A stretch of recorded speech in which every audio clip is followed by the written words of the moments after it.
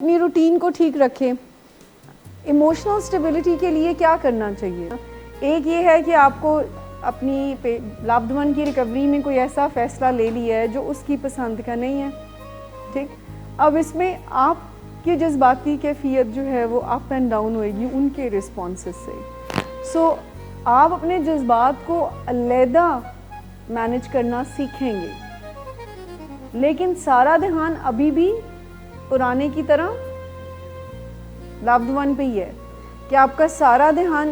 دیکھیں یہاں پر ہال میں فیملیز بیٹھی ہوتی ہیں اور ہم اس خوش فہمی میں ہوتے ہیں کہ دے آر لسننگ اس، لیکن وہ میٹنگ میں ہمیں بتا رہے ہوتے ہیں کہ انہوں نے کیا کیا نوٹ کیا، کہ ہمارے لوڈ ون نے اتنی دفعہ سر نوٹ کیا ہے، اتنی دفعہ ادھر دیکھا ہے، اس نے بات نہیں کی. And they are all the time looking at the loved one and ignoring us.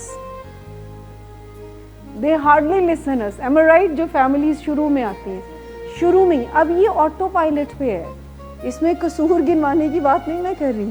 This is the automatic response. They start having this idea کہ اس پہ نظر رکھیں. آج وہ ڈراؤزی تھا، نشے کا تو میں نے نام ہی نہیں لینا، یہی تو فیملی سننا چاہ رہی ہوتی ہے. آپ کہتے ہیں میں اور نشہ اب ان کی اور میرے راستے جدا ہو گئے ہیں.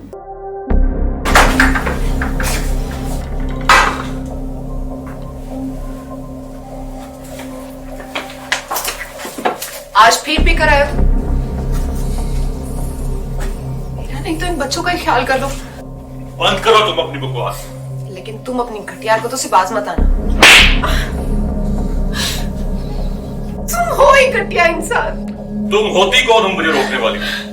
تمہارے باپ کے مال کی پیتا ہوں کیا؟ شراب نوشی کی وجہ کردار کی خرابی نہیں، موڈ کی خرابی ہے. شراب نوشی کبھی بھی نشے کی بیماری میں بدل سکتی ہے. نشے کی بیماری ہر سٹیج پر قابل علاج ہے. مدد حاصل کیجیے کیونکہ وہ ایسا نہیں کرے گا.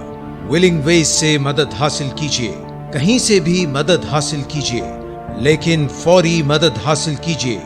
جس معجزے کے انتظار میں آپ نے بہت دیر کر دی اب وہ دستک دے رہا ہے.